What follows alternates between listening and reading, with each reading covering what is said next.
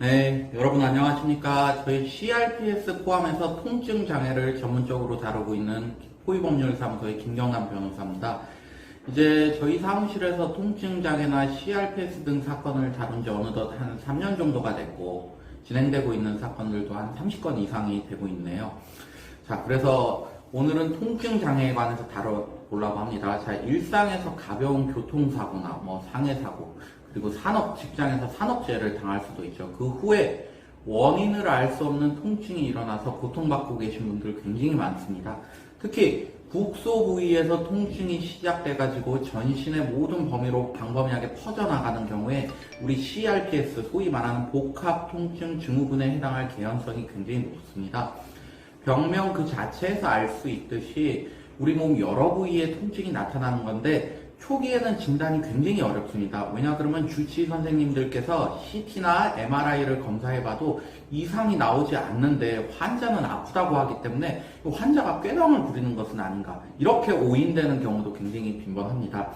CRPS 진단되는 환자들은 처음에는 이 병원 저 병원 가서 여러 검사를 받아보지만 결국 원인 찾지 못하고 대학병원급 가가지고 검사를 받게 되고 확정 진단을 받습니다.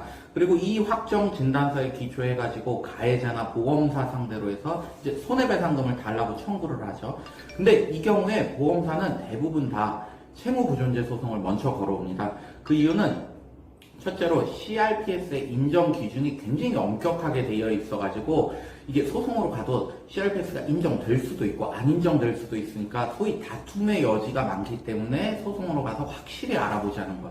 두 번째는 CRPS에서 노동능력 상실률이 인정되면 그 상실률이 굉장히 높은 편입니다. 또한 대부분 다 통증장애가 영구장애로 인정되는 경향이 특히나 CRPS는 높기 때문에 이 부분에 관해서도 다툼이 생길 수가 있고요.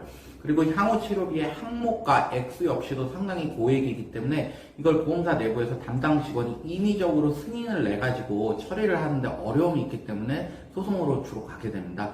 자, 소송으로 가게 되면 양쪽에서 장애율에 관한 다툼이 있습니다. 그럼 법원에서는 감정인을 딱 지정을 해줍니다. 그래서 감정인이 첫 번째로 감각에 이상이 있는지, 두 번째로 혈관 운동에 이상이 있는지, 세 번째로는 발안이나 부종의 이상 증세가 있는지, 네 번째로는 운동이나 이영양화 증상이 있는지 등을 검사를 하게 됩니다. 이를 위해서 삼상골스캔, MRI, CT, 골밀도 검사, 근전도 검사, 그리고 땀, 분비 검사, 이런 검사가 이루어지고요. 이런 결과를 토대로 해가지고 노동능력 상실률을 정해서 향후에 내가 수입이 얼마나 감소됐는지를 확인하고 또한 향후에 들어갈 치료비 액수를 확정하게 됩니다.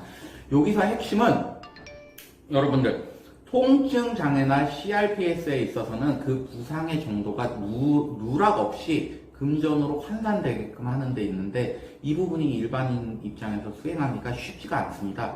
왜냐 그러면 이 CRPS나 통증 장애 평가 방법 자체가 되게 쉽지 않은 방법으로 규정이 되어 있고 이를 기초로 해가지고 유리한 감정을 이끌어내야 되는데 그 주장이 쉽지 않기 때문입니다. 이에 부득이하게 통증장애 CRPS 소송 필요할 경우에는 전문 변호사 선임하셔가지고 손해액을 대폭 높이는 방향으로 좀 진행해 보시는 게 바람직하지 않을까 합니다. 시청해 주셔서 감사합니다.